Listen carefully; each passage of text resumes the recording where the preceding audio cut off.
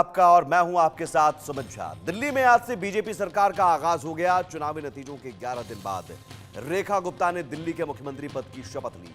रेखा गुप्ता के साथ ही उनकी कैबिनेट के 6 मंत्रियों ने भी रामलीला मैदान में पद और गोपनीयता की शपथ ली। लेकिन अब रेखा गुप्ता और उनकी टीम की परीक्षा शुरू होगी। कई चुनौतियां होंगी जिससे उन्हें पार पाना होगा। यमुना सफाई और बीजेपी के किए हर वादे को उन्हें पूरा करना होगा। जनता की उम्मीदों पर खरा उतरना होगा, साथ ही सबको साथ लेकर भी चलना होगा। लेकिन 27 साल बाद बीजेपी सरकार बनने के बाद जनता रेखा गुप्ता सरकार से पहला काम क्या चाहती है और नई सरकार का एजेंडा क्या होगा, ऐसे कई सवालों को लेकर हमने एक सर्वे किया है। जनता की राय क्या है आपको बताएंगे, लेकिन इससे पहले सुनिए रेखा गुप्ता और उनकी टीम के लिए पहली प्राथमिकता क्या है।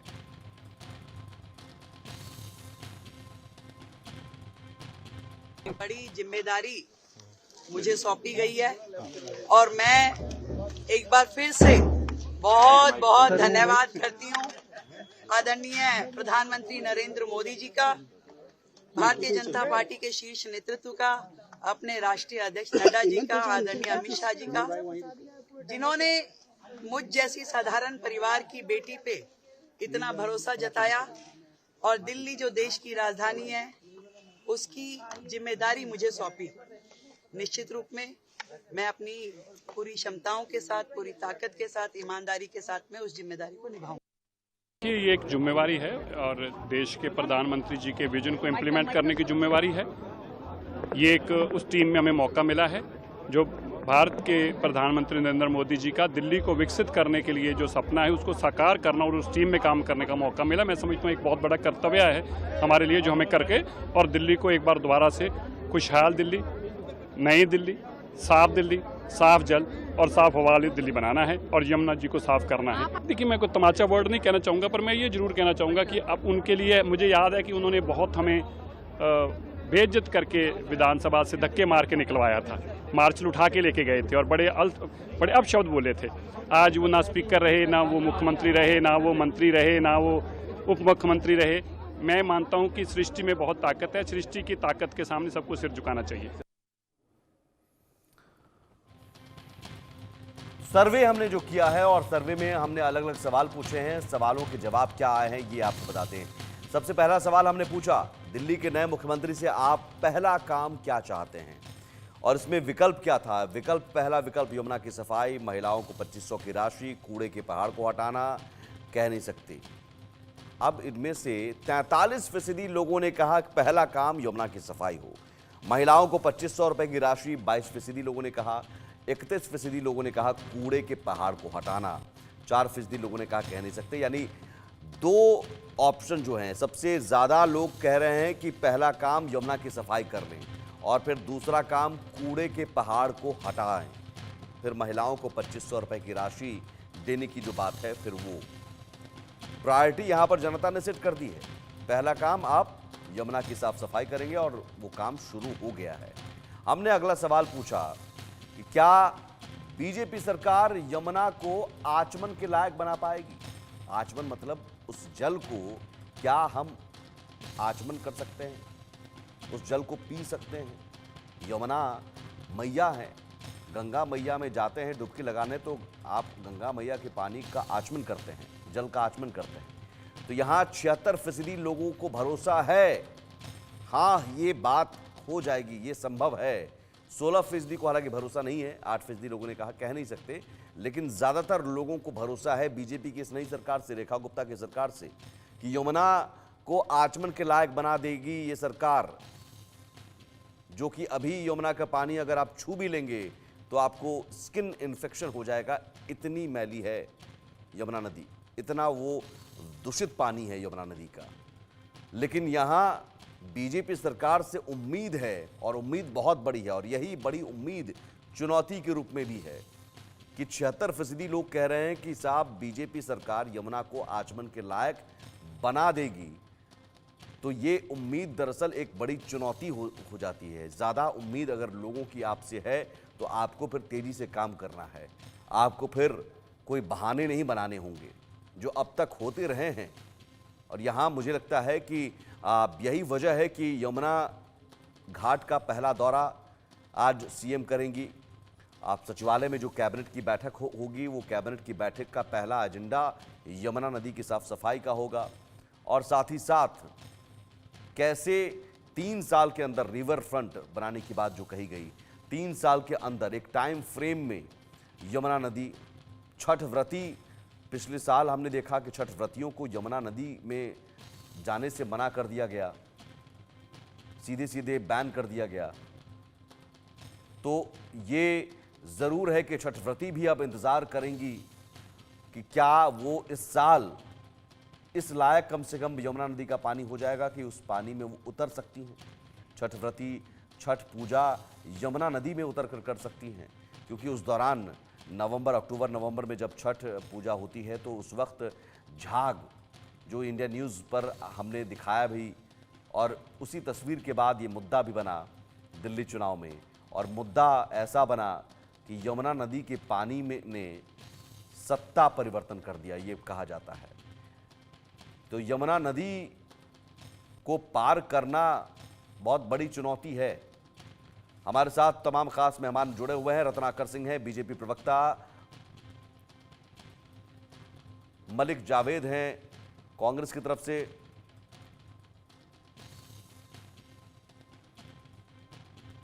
और साथ ही नवीन दुबे जी हैं, राजनीतिक विश्लेषक। सबसे पहला सवाल, चूंकि मैं राजनीतिक बहस में उलझूं उससे पहले नवीन जी, लोगों की उम्मीद, इस सर्वे के जरिए हम देख रहे हैं, लोगों की उम्मीद है, 76% लोगों कह रहे हैं कि यमुना नदी का पानी आचमन लायक हो जाएगा। नहीं, निश्चित तौर पर रोहित जी बिल्कुल हो जाएगा और होना चाहिए। इसके लिए दृढ़ इच्छा शक्ति की जरूरत है। और दूसरी चीज क्या है, मैं बहुत तो ज्यादा पीछे नहीं ले, हालिया हमने देखा ना इन 5 सालों में किस तरीके की टग ऑफ वार, रस्साकसी चल रही थी राज्य की सरकार और लेफ्टिनेंट गवर्नर के बीच में। और जैसे ही चुनाव के परिणाम आते हैं, इमीडिएटली 2 मशीनें गवर्नर साहब वहां उतार देते हैं। कल हमने इस पर चर्चा भी की थी और मेरा तो बड़ा कहना स्पष्ट है कि ना बिना टेंडर हुआ, ना कोई प्रक्रिया अपनाई गई। इसका मतलब प्री अप्रूव्ड फाइल थी, आपको साइन करके आगे प्रोसीड करना था, आपने नहीं किया, कोई बात नहीं, अब आप करें, बहुत अच्छी बात है। और सबसे बड़ी चीज है कि उसमें टाइम लगेगा, ये 1-2 साल में का काम नहीं, 2.5 से 3 साल इसमें लगेगा, तब जाके यमुना का पानी पीने योग्य हो पाएगा। उसका एक बड़ा कारण ये है कि सबसे पहले आपको WTP बनाने पड़ेंगे। जहां जहां से ड्रेन गिर रहे हैं यमुना के अंदर आके, चाहे वो यमुना नगर हो हरियाणा में, या आपका सोनीपत हो, या दिल्ली के अपने नाले हो, नजफगढ़ का ड्रेन हो, या फिर नोएडा का ये चिल्ला रेगुलेटर वाला नाला हो, बहुत सारे नाले हैं जो दिल्ली में गिर रहे हैं यमुना के अंदर। उनको बंद करने के साथ साथ आपको, हरियाणा में सरकार है भारतीय जनता पार्टी की, तो मैं समझता हूँ कि एक अच्छा कोऑर्डिनेशन बन जाएगा। वो यमुना नगर से स्टार्ट करें वहां से और यहाँ भी करें, तो दोनों जगह से बहुत अच्छा काम हो सकता है, पहली चीज। दूसरी चीज जी की कमिटमेंट बहुत बड़े हैं, छोटे कमिटमेंट नहीं है। इस बार के चुनाव जीती जरूर है भाजपा। अब आप एक चीज देखिए, सबसे बड़ी चुनौती आपके सामने ये है कि जो आपने वादा किया है कि 2 सिलेंडर 1 मार्च से हम डिलीवरी स्टार्ट करा देंगे, 8 मार्च को महिलाओं के खाते में पैसा क्रेडिट हो जाएगा 2,500 रुपए। तो ये कोई छोटा काम नहीं है, ये आसान नहीं। पहली कैबिनेट में तो आपको ये सब फाइनल करने में लग जाएगा। अब आप अगर इसको लिंगर ऑन करते हैं, टालते हैं कि भाई हम आगे देखेंगे, तो निश्चित तौर पर जो first impression is the last impression मैं समझता हूं भारतीय जनता पार्टी की। अब रेखा गुप्ता सरकार में कहूंगा, रेखा गुप्ता सरकार को ये मेन पॉइंट हैं जिनको लेके आना पड़ेगा, क्योंकि अगर ये पॉइंट आपने वो नहीं किए, अपने उनका अनुपालन नहीं किया, तो निश्चित तौर पर, क्योंकि मोदी जी की गारंटी और गारंटी पूरा होने की गारंटी है, तो वो समय सीमा जो कमिटेड है 8 मार्च और 1 मार्च, वो तो पहले करनी पड़ेगी। फिर आपका आता है कि मोहल्ला क्लिनिक एक बहुत अच्छी परियोजना रही है आम आदमी पार्टी सरकार की, उसको और अपग्रेड करिए, बहुत अच्छी बात होगी। इसी तरीके से एजुकेशन का मामला हो गया, हेल्थ का मामला हो गया, इन सब चीजों पे एक सकारात्मक तरीके से आगे आना चाहिए। और मैं समझता हूं पूर्ववर्ती सरकार आम आदमी पार्टी की 22 विधायकों के साथ एक मजबूत विपक्ष है, इन मुद्दों पर तो वो भी साथ देंगे आपको, 100% देंगे।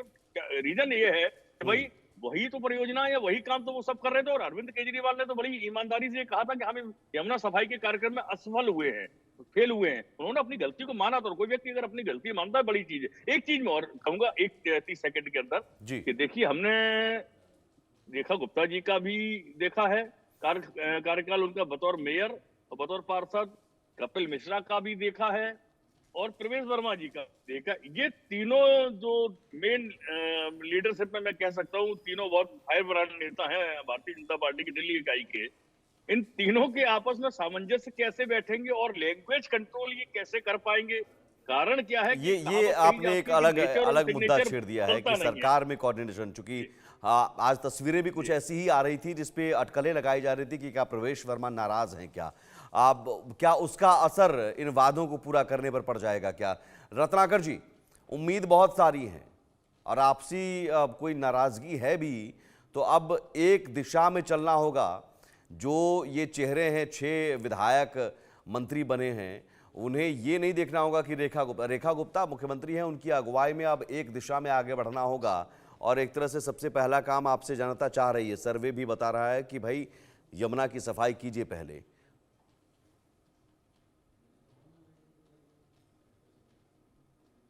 देखिए, आपसी कोऑर्डिनेशन की जहां तक बात है, बिल्कुल सारे लोग जो हैं, मंत्रीगण हों या विधायक हों, वो आपसी कोऑर्डिनेशन करके ही काम करेंगे। कहीं पे भी आपसी मतभेद या मनभेद कहीं पे भी नहीं है। ये तो एक आकलन है जो विशेषज्ञ लोग जो है वो करते रहते हैं।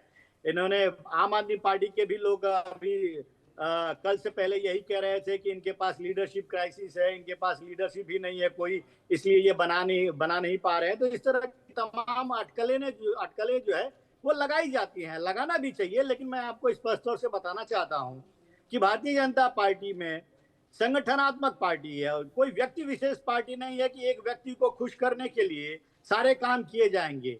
यह संगठनात्मक पार्टी है और कमल के पे जो है चुनाव जनता ने दिया है। जनता ने भारतीय जनता पार्टी को वोट दिया है और भारतीय जनता पार्टी मोदी जी का जो जो जो संकल्पना है, जो विकसित भारत की, उस संकल्पना को साकार करने के लिए, एक समृद्ध और विकसित राजधानी वो बनाने के लिए सारे मंत्रीगण, सारे विधायकगण जो है जी जान से लगेंगे, क्योंकि एक बड़ी जीत के साथ एक बड़ी जिम्मेदारी भी आती है। और ये हमारे लिए 27 साल बाद एक बहुत बड़ी जीत है और हम जनता की और बड़ी जीत के साथ साथ ये भी है कि यहाँ दिल्ली की जनता सत्ता से बाहर करना भी जानती है। यमुना की साफ सफाई का वादा अरविंद केजरीवाल करके भी आए थे और कहा था कि हम डुबकी लगाएंगे, और जब उन्होंने गलती स्वीकार करना शुरू किया कि साहब, और या फिर बहाने बनाना कि वो हमको जेल में हम डाल दिया गया, ये नहीं कर पाए, वो नहीं कर पाए, बहाने नहीं सुनना चाह रही जनता। आपने कहा, आप करके दिखाओ। अब बहाने का कोई प्रश्न ही नहीं उठता है। देखिए, ये डबल इंजन की सरकार है और निश्चित रूप से जो डबल इंजन है वो डबल स्पीड से विकास के पहिए को आगे लेकर चलेगी। जनता की जो अपेक्षा है उस पर खरा उतरेगी। कहीं पे कोई बहाना नहीं। आपने देखा कि एलजी साहब ने स्वीकृति दी और किस तरह से यमुना की सफाई का कार्यक्रम शुरू हो गया, और विधायकगण हैं वो खुद स्वयं जाकर के वहां पे जायजा ले रहे हैं, और वीडियो भी उन्होंने डाला है कि किस तरह से यमुना मैया की सफाई का जो है कार्यक्रम शुरू हो गया है। हम ये कभी नहीं करेंगे कि यमुना मैया का पाप और शाप का भागीदारी हम कभी नहीं बनेंगे। हमने जो यमुना मैया को साफ करने का वादा किया है, चलिए, अच्छी बात है। आप भी मानते हैं कि यमुना मैया का श्राप जब लगता है तो फिर न सिर्फ आप सत्ता से बाहर होते हैं बल्कि आप अपनी सीट भी हार जाते हैं। तो अरविंद केजरीवाल जी को यमुना मैया का श्राप लगा, उस श्राप के भागीदार आप नहीं होंगे, ये आपके लिए एक सबक है, उदाहरण के तौर पर। मलिक जावेद अंसारी साहब, उम्मीद है जी, आपको भी उम्मीद है, जैसे जनता को उम्मीद है कि आचमन लायक पानी बन जाएगा अब यमुना नदी का? हमें बिल्कुल उम्मीद नहीं है भाजपा से, क्योंकि अभी एनजीटी में एक रिपोर्ट सबमिट की है सेंट्रल पॉल्यूशन बोर्ड ने, यूपी की यमुना की जो त्रिवेणी है वहां की, उसमें मानव मल पाया गया है। और अभी इलाहाबाद हाई कोर्ट ने भी कहा था उत्तर प्रदेश में जिस हिसाब से भाजपा सरकार काम कर रही है गंगा की सफाई को लेके, ऐसे तो 100 साल लग जाएंगे। तो हमें इनसे कोई उम्मीद नहीं है। लेकिन दिल्ली के लिए वो बात हो गई कि आपदा गई और विपदा आई। अब विपदा है, विपदा से कैसे निपटा जाएगा? इनके जो गृह मंत्री, हमारे जो गृह मंत्री, उन्होंने वादा किया है कि सारी योजनाएं हम जारी रखेंगे और ऊपर से जो इनका घोषणा पत्र है उसको भी लागू करेंगे। तो हम इनसे जानेंगे, देखेंगे कितना इनकी बात में सच्चाई है। गारंटी दी है मोदी जी ने। और ये डबल इंजन की बात कर रहे थे, डबल इंजन तो मणिपुर में भी था, विफल हो गया पूरा इंजन। उत्तर प्रदेश में भी ये सब जगह है। जो आपने वादे किए हैं वो पूरे देश में कहीं पे भी इनकी सरकारें कहीं पे भी लागू नहीं कर रखे। 500 रुपए का सिलेंडर देंगे ये। दूसरा, यमुना की सफाई की बात करें, बहुत वेलकम, अगर आप कर सकते हैं तो बहुत वेलकम। दूसरा, पिछले 10 सालों में केंद्र में थे ये, पॉल्यूशन पे क्या काम किया? दिल्ली दुनिया की सबसे पॉल्यूटेड सिटी बन गई। और क्राइम पुलिस इनके हाथ में। ठीक है रत्नाकर जी, जल्दी से रिएक्शन, उसके बाद अगला सवाल मैं अगला सवाल लूंगा। ठीक है, जल्दी से रिएक्शन। देखिए विपक्षी पार्टियों नहीं, उदाहरण ही दे रहे हैं कि नमामि गंगे का उदाहरण दे रहे हैं, या फिर अभी जो महाकुंभ में त्रिवेणी संगम, एनजीटी में, नेशनल ग्रीन ट्रिब्यूनल में। जी नहीं, अभी कल तक मैं एक चैनल पे भी सुन रहा था, एक आम आदमी पार्टी के प्रवक्ता वो कह रहे थे इस तरह से कि त्रिवेणी संगम में शौच के पानी से आचमन कराया जा रहा है। तो इस तरह की व्यवस्था के ऊपर प्रश्न चिन्ह खड़ा करते करते विपक्षी पार्टियां आज, और कांग्रेस का तो प्रश्न चिन्ह खड़ा करना लाजमी है, क्योंकि सनातन विरोधी और हिंदू धर्म की विरोधी पार्टी रही है। वो कह रहे हैं कि साहब गंगा की सफाई को लेकर आपने जो मुहिम शुरू की central pollution board Modi ji के अधीन है, सेंट्रल पॉल्यूशन बोर्ड जो है मोदी जी के अधीन है, वो कह रहा है, ये रिपोर्ट दाखिल की है एनजीटी में। मैं आपको बता दूं, जो उत्तर प्रदेश में बजट सत्र के दौरान कल ही मुख्यमंत्री आदित्यनाथ जी ने किस तरह से सारे रिपोर्टों को क्लैरिफिकेशन दिया है और स्पष्टता व्यक्त की है कि वहां पे जो है साफ और स्वच्छ पानी आ रहा है। ठीक है, आप रिपोर्ट कब की, कहां, किस तरह के ला के बात कर रहे हैं वो अलग मुद्दा है, लेकिन मैं बता दूं कि सदन में ये बात रखी गई और माननीय मुख्यमंत्री योगी जी के द्वारा ये बात रखी गई कि वहां पे इस तरह की जो अशुद्धता की बात की जा रही है कहीं पे भी नहीं है। वहां पे पूरा महकमा जो है वो काम कर रहा है। चलिए, इसका मतलब दबाव तो है। देखिए रत्नाकर जी, दबाव रहेगा और इस दबाव को आपको स्वीकार करना पड़ेगा, चुनौती को, क्योंकि यमुना की साफ सफाई मुझे लगता है दिल्ली वासियों के लिए एक सपना जैसा है। पे खरा उतरते हैं। एक चीज और कहना चाहूंगा। ठीक है, मैं आता हूं सर, मैं आता हूं, दोबारा आता हूं आपके पास, मैं आता हूं सर दोबारा आपके पास। तीसरा सवाल जल्दी से लेते हैं। तीसरा सवाल हमने सर्वे में पूछा, केंद्र और दिल्ली में बीजेपी की सरकार होने से विकास के कामों में क्या तेजी आएगी? डबल इंजन की सरकार, 78% लोगों ने कहा हाँ, 19% लोगों ने कहा नहीं, 3% लोगों ने कहा कह नहीं सकते। आप अंदाजा लगाइए कि ये स्थिति है कि अब डबल इंजन की सरकार से उम्मीदें इसलिए और ज्यादा बढ़ गई हैं। भाई केंद्र में भी आप हैं, यहाँ भी आप हैं, अब तो कोई लड़ाई झगड़ा नहीं। अब तक 10 साल में चले आम आदमी पार्टी थी, एलजी साहब ये फाइल नहीं साइन कर रहे हैं, वो नहीं कर रहे हैं, तो यहाँ पर लड़ाई थी। चौथा सवाल हमने पूछा, आप पिछली सरकार की किन योजनाओं को जारी रखने के पक्ष में हैं? क्योंकि प्रधानमंत्री नरेंद्र मोदी ने और बीजेपी ने हमेशा कहा कि जो भी योजनाएं हैं वो बंद नहीं होंगी। मुफ्त बिजली 34% लोगों ने कहा कि ये जारी रहनी चाहिए। 8% लोगों ने कहा कि मुफ्त पानी की योजना जारी रहनी चाहिए। मोहल्ला क्लिनिक 36% लोग चाहते हैं कि जारी रहना चाहिए। 22% लोगों ने कहा कह नहीं सकते। यानी मुफ्त बिजली और मोहल्ला क्लिनिक के पक्ष में ज्यादा हैं लोग, मुफ्त पानी नहीं, क्योंकि पानी तो गंदा आ रहा है, तो मुफ्त में आप जहर देंगे क्या, ये स्थिति है। तो पहले पानी शुद्ध कीजिए। शायद यही बड़ी वजह है कि 8% लोगों ने कहा कि मुफ्त पानी नहीं चाहिए। डबल इंजन की सरकार है। नवीन दुबे जी, यहाँ दो सवालों को लेकर रिएक्शन। डबल इंजन की सरकार में अब तक हमने देखा कि भाई एलजी साहब फाइल नहीं साइन कर रहे हैं, वो एलजी साहब बोल रहे हैं मुख्यमंत्री सचिवालय से हमें फाइल नहीं मिल रही है समय से। ये आपसी झगड़े देख देख कर मुझे लगता है इरिटेट हो गई दिल्ली की जनता।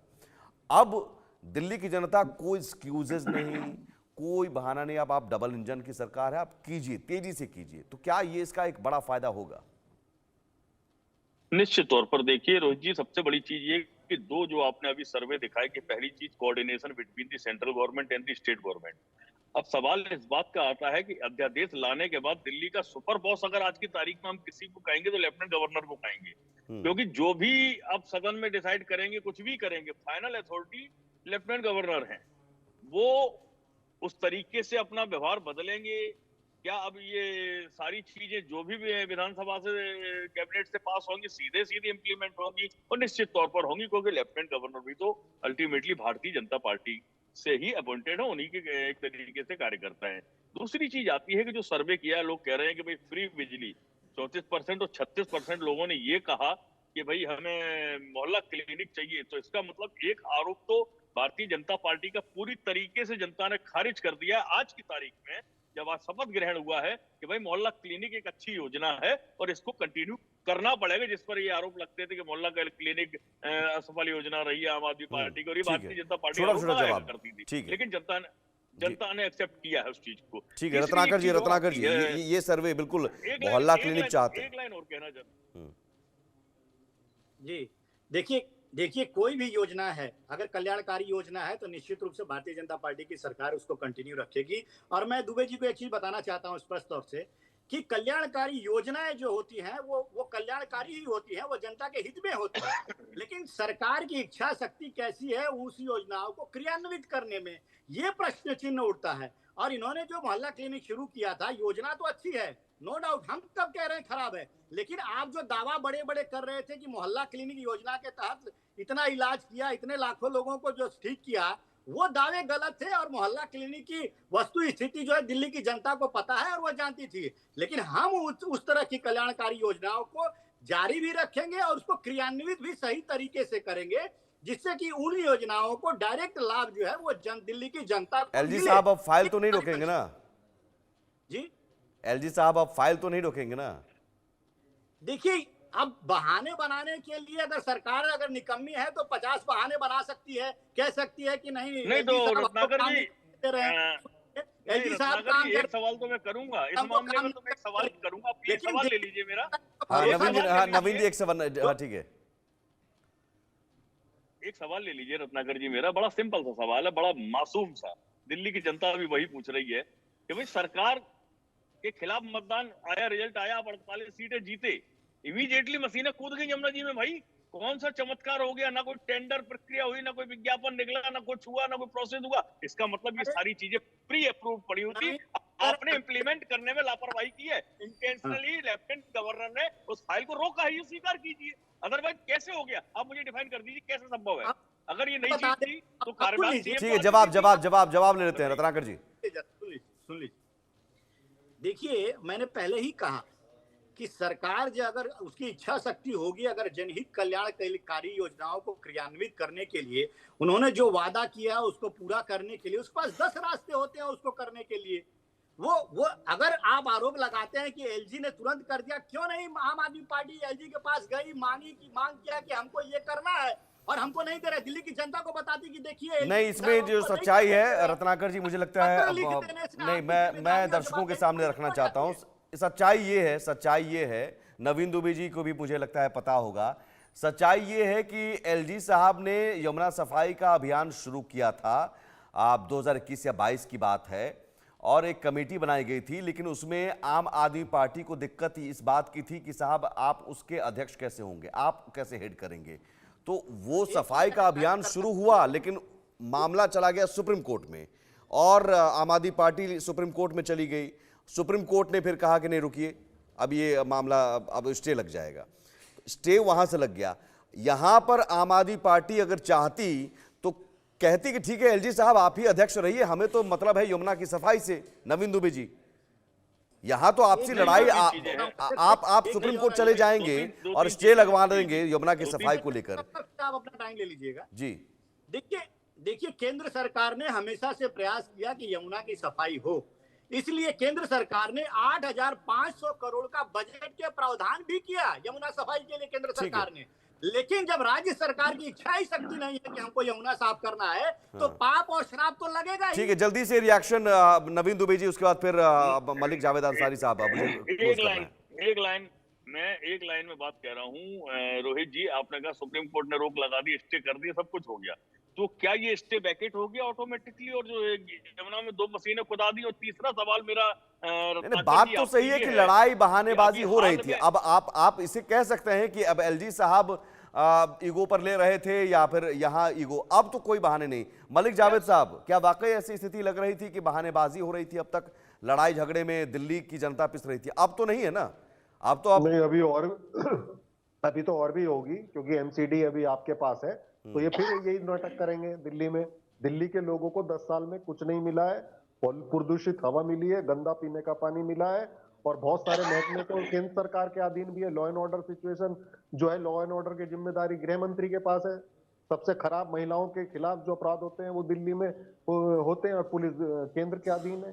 तो बहुत सारे मुद्दे हैं, लेकिन मजा इस बात में आएगा कि जो इन्होंने वादे किए वो पूरे करने पड़ेंगे, नहीं करेंगे तो उनका कान पकड़ा जाएगा।